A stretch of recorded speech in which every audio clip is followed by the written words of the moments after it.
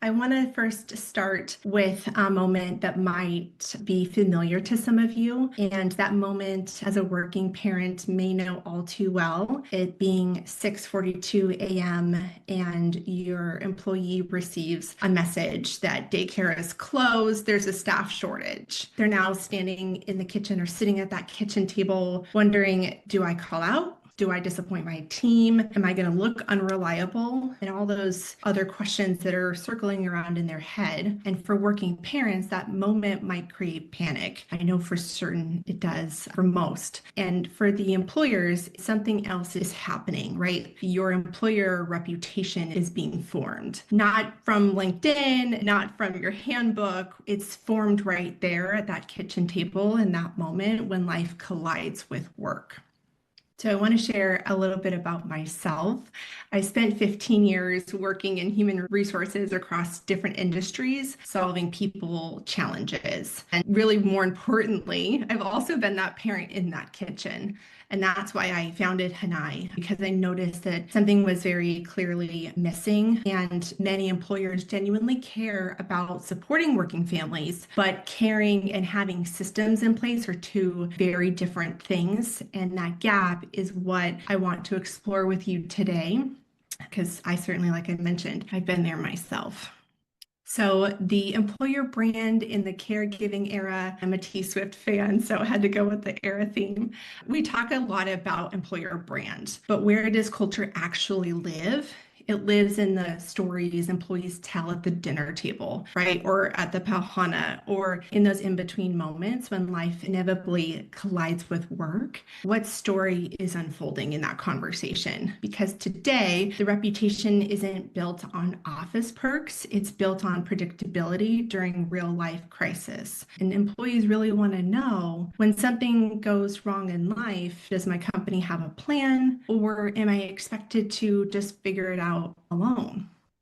I think it really boils down to the hidden leadership test. When childcare fails, employees are quietly evaluating their relationship with leadership. They're asking themselves, do I trust my leadership enough to be honest with them? Is there a system to help me, or am I on my own? And the stakes are higher than many leaders realize, because back to the first question, do I trust my leadership enough, is really like the biggest one that has to be answered in order for them to be forthcoming, perhaps why they have to call out, as an example. And because the stakes are higher than many realize, when employers are trying to dig in and really find out what challenges their employees are facing. So from a support perspective, the employer support ladder is really broken down into 3 levels. Over time, working with all the organizations that I have in the past, I've really noticed that they fall into one of these 3 stages when supporting working families. I call it the employer support ladder because it's building blocks on top of each other, and many organizations believe they're supporting families well, but they often still operate in either level 1 or 2. So to kind of break it down into what these different levels are. Level 1 is the compassionate manager who is understanding and who cares. An example of this would be flexible start times, or letting someone leave early, or understanding when someone calls out. But this level still relies on manager goodwill. If any of us, like myself, I've been lucky enough to work with a manager who falls into this, who's really compassionate, really understanding. Some of us haven't, unfortunately, been in a situation like that. And ultimately, like, the crisis still exists, right? Whether you have a compassionate manager or not, employees are still sitting at the kitchen table at 6:45 in the morning trying to figure it out for themselves when something goes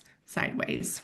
Level 2, from a policy perspective, organizations begin building or have policies in place. A lot of these types of policies really came out from the COVID years, hybrid work schedule, flexible scheduling, caregiving leave, and then or really just any kind of family-friendly benefits. And these help during planned situations, but the unexpected disruptions still happen, right? It's inevitable. Life will ultimately always throw us curveballs.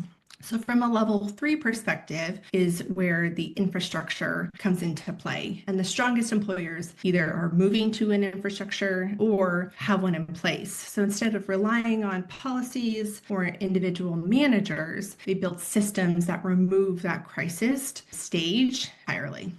Examples of this could be child care backup programs, caregiving support services, elder care resources, pet resources, support that stops being reactive and becomes predictable. And why does this all matter? Research consistently shows that when companies build caregiving infrastructures, they see measurable results. Organizations with backup care programs report they can see anywhere from like 90 to 425% return on their investment. And the big one is 8.6 fewer absences per employee per year. So really that's huge when you see that many fewer absences per employee per year. The return typically comes from reduced absenteeism, stronger retention, and fewer last-minute disruption to teams. The real impact just isn't really operational, right? It's cultural. Employees remember how they feel and how their employer showed up when life got hard.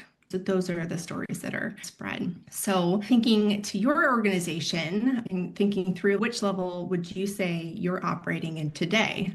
1, 2, 3, there's no right answer, but it is an important reflection so that thinking about like the broader plan, how to get to level 3 if you're not there today.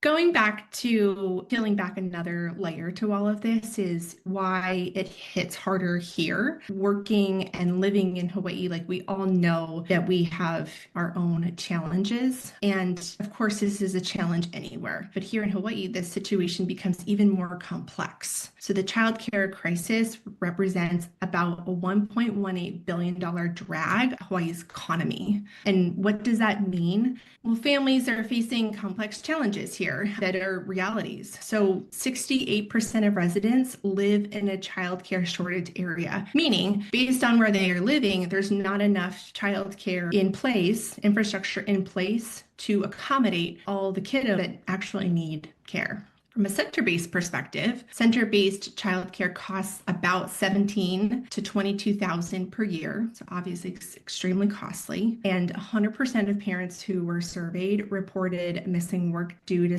a childcare disruption. I think all the parents can attest to being very familiar with those types of situations. And 53% reported leaving a job entirely because they couldn't find childcare. So when childcare breaks down, it doesn't just affect the families, it becomes a workforce stability issue for employers. And here in Hawaii, where talent pools are smaller and turnover is more expensive, those disruptions ripple across entire teams. So we also see that in the motherhood penalty, and we see that play out in real time where many talented women are reducing their hours, they step back from a leadership role, or they leave the workforce entirely because childcare simply isn't reliable. And here we heavily rely on ohana, grandparents, family networks, community, but that system is stretched really thin. And I know that because all of the conversations that I have with families, it is a theme that comes up time and time again. So this all raises an important leadership question. Does workforce stability in Hawaii require a different level of empathy and infrastructure for employers? And I personally believe that it does. I want to share 2 stories with you all that shed more light onto what I'm sharing. So for the first story, a working mom recently called Tanai. She was looking for help. Her relative, who was her normal caregiver, was sick and she needed to get to work. But she didn't have the financial resources for emergency childcare. And she told me something that really stuck with me. She said, I feel like I constantly have to choose between my career and my child. And that feeling always stays with her when things like this situation comes up. And every time her childcare falls through, and that stress never goes away. This is just an example of many phone calls I've had where this is a situation. And so I really felt for her and what she was explaining and expressing. From a second example perspective, in a partnership example, now imagine a different scenario. I had an employee who had taken the day off work and she was actually going to help her sister and watch her nephew for the day. So she took the day off and was really excited to spend the day with her nephew. Her sister attended a conference and last minute she had a call come up that she just could not miss. It's a very important call for her role at work and it was imperative imperative that she attend. And so all of a sudden she found herself needing to work, but she also committed to watching her nephew. So she called her HR representative and they had childcare backup in place. And so when she heard, we've got you covered, let's take care of it, got coverage arranged. And not only did she was able to show up for work, but attending that meeting really had a huge impact on the long term for her. And I remember her calling and just saying, thank you so much. Like, it truly made all the difference. And she didn't have to choose between family and career, but both were supported and both made a positive impact.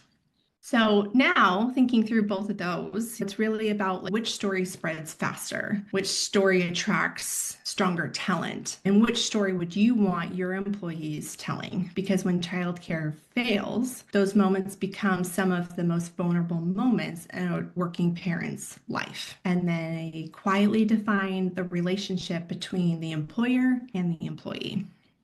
So a little bit of a sharing about what care is and is not. Real care isn't just empathy, it's infrastructure, and it's one way organizations can create that infrastructure. And one example is through corporate backup care. It's that safety net for when daycare closes, sitters cancel, or school holiday creates gaps. And my personal experience and knowing what it's like in the kitchen at 6:42 a.m. and my caregiver calling in sick, my personal experience is actually what led to Hawai'i. When I returned to work after maternity leave, my employer offered backup care. But when I tried to use it, I was told that there were no providers here in Hawaii. So the benefit technically existed, but it didn't actually work here. And I remember thinking working parents in Hawaii deserve real solutions, not theoretical ones. And that gap ultimately led me to build Hawai'i, helping employers provide coverage that they can actually rely on. So thinking through all of that in today's job market, I know that many companies compete on salary. That was really one of the main focuses in my HR career. It was like the sole focus on salary alone. But what employer families brag about are the ones that make life easier, not harder. So it's looking at the whole benefit package and how the employee feels supported. So I'll leave you with the same question that we started with. If a working parent in your company was sitting at the dinner table tonight, ultimately talking about their employer, what would you want them to say? So if this conversation sparked ideas for your organization or would love to continue the conversation and discuss, or simply if you want to share what your thoughts are or want to know more about what we're seeing other employers explore locally, then I would be happy to chat. So thanks for spending some time with me today and talking about being the employer that families brag about.